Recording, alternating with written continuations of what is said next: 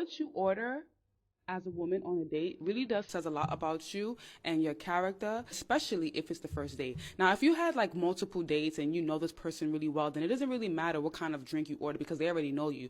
But first impression matters a lot, especially when you're going on a date. Now, if you go on a date and you're ordering a Hennessy and Coke, and you're at a fancy restaurant, you say, oh yeah, I want Henny and Coke, or I want Patron and this, or I want Casamigos. It really says a lot about your character on the first date, because why are you trying to get drunk on the first date?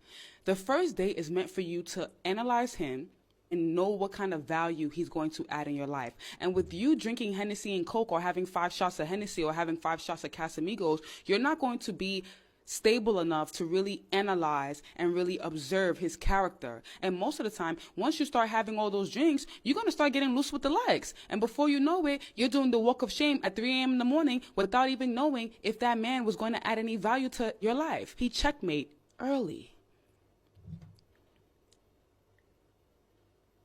So it's very important when you're on your first date, really be mindful of what you order. Order a glass of wine, because that shows you're classy and you really want to engage in a conversation. You know, most times women go on first dates and they go on the first date extremely hungry. You should not be going on your first date extremely hungry, because if you go there extremely hungry, you're definitely not going to be listening to anything he's saying. You're going to be more focused on eating and eating till you're full. And by the time you're full, you're not even going to have any energy to want to talk or want to even hear what he has to say. It makes it look like you don't have proper etiquette. Modern women are high maintenance. I love when Harry met Sally. Who remembers this dialogue? Harry Burns says to Sally Albright, "There are 2 kinds of women, high maintenance and low maintenance." Sally asks, "Harry, which one am I?" Harry Burns replies saying she's the worst kind. He says she's high maintenance, but she thinks she's low maintenance. Sally then replies that she doesn't see how she's high maintenance. Then Harry replies saying, "You don't see that? Waiter, I'll begin with a house salad, but I don't want the regular dressing. I'll have the balsamic vinegar and oil, but on the side. And then the salmon with the mustard sauce, but I want the mustard sauce on the side. On the side is a very big thing for you." Sally replies, "Well, I just want it the way I want it." Harry then calls her high maintenance. These women don't want the good old Friday date nights at the movies. No, they want a 5-star restaurant. High maintenance.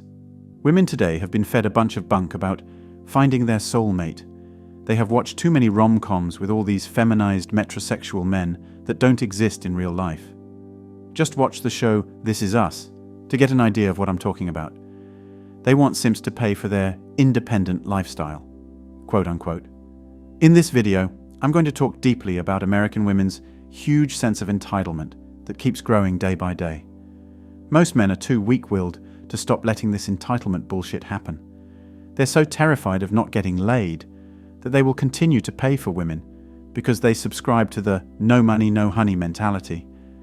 I see a ton of women who still expect that they should be paid for on a first date and will be angry if they aren't. I'm a big fan of the show First Dates because it can be really sweet. However, one of the biggest controversies that comes up on that show over and over again is if the man asks to split the bill instead of just covering everything. In some cases, the woman will even offer to split, but she expects the guy to know that she isn't being serious, and he is supposed to insist on covering her portion of the meal as well. And then, there was a case where a guy insisted on paying, and the woman was livid because he ignored her wishes to pay and didn't think he was respecting her wishes. Time and time again, these guys cannot win, and every time I see this play out, I am so disappointed in these women because they are upholding gender stereotypes that are backwards and unfair. Studies and anecdotes also show that women who are the breadwinner in their relationships are consistently less happy and even resentful of the position. Nancy, a woman based in Los Angeles who makes about $100,000 per year, whose husband makes half that amount, and doesn't seem at all threatened by the difference in their income, nor has he ever implied that he finds her less attractive, says, in her own words, "It initially made me feel ashamed, like I was settling, or it meant that I wasn't attractive enough, good enough. There was a lot of internalized misogyny about how attractive or sexy women should be with successful men. I worried about what other people would say." When asked how her husband felt about her being the breadwinner, she responded, "He's proud of me." Young women in the West are losing their minds.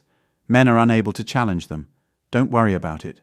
Wait until they're 40, looking like 50 and single, burnt out, and still advertising their agenda. Then feel sorry for them. Many women get upset if they make more than their male partners, but if it were to still be implied that women should then do more household work if they don't want to do more paid work, you'd be screamed at for being a misogynist. These women want to be respected in the workplace, make money, and have help at home. They don't want to be put into a box of being the homemaker, but they are still more than content to put men into the role of being the breadwinner and provider. I'm sorry. I guess no one realized that she was royalty who is entitled to sit on her butt and be served. She should be taken care of, but evidently she isn't going to reciprocate taking care of her man. There is a word for people like this: users. I don't think we need to bring back traditional gender roles where women have to be the homemakers and men have to be the providers. I don't think anyone should be put into a box. But that being said, we have done so much to advance the status of women in society, to the extent that you won't find many men who will say they expect their wives to stay home and cook and clean all day. But we have done next to nothing to help men get out of their box as default providers. As women advance in their careers in the workplace, they simply expect men to work harder and longer to outdo them, and anyone less isn't man enough. Every time I see women acting like entitled harpies, it makes me so embarrassed and irritated. And before anyone chimes in saying that the main issue is that women are still expected to do household chores, these same studies have found that some of these women are less attracted to male partners who engage in traditionally female roles, like helping with the housework. Women have unrealistic standards of dating because we men have been reduced to simps nowadays, and society puts women on a pedestal. Seriously, there are dudes who subscribe to these OnlyFans girls' accounts and pay them to acknowledge their existence, or even better yet, pay over thousands of dollars for freaking bathwater that the girl probably hasn't even been in. I read news of how a girl made $18 million in a month on OnlyFans. Men are the target market. It's so pathetic and disgusting. So women think they deserve male models because the average dude will bend over backwards like cooked spaghetti. The problem is us men. If we start growing a spine and stop caring what women think of us, they will have a reality check and will be forced to come down from their high horse and start acting normal. Here's the elephant in the room no one wants to talk about. The only weapon and power young women have is sex. Take it away, and what do they have? Right, very little. Why do you think women are so insecure and need validation from their army of simps? Why do they wear makeup? Why do they have hundreds of outfits in certain combinations? They have nothing else going for them. Look at all these entitled feminists who answered this question. Back then, when men had backbone, we would have laughed at women with those attitudes and left them to rot with their 30 cats. Man up and focus on yourself. You should only care about attracting high-quality women who are down to earth and don't have the entitlement these cancerous women have. They are out there. Make sure that not only you are worthy, but they should also be worthy of you. Anyway, that's all for today on Manhood.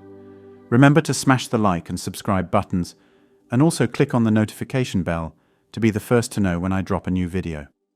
If you find value in my videos, you can show your support through PayPal or Cash App. The links are in the description. See you next time. Cheers.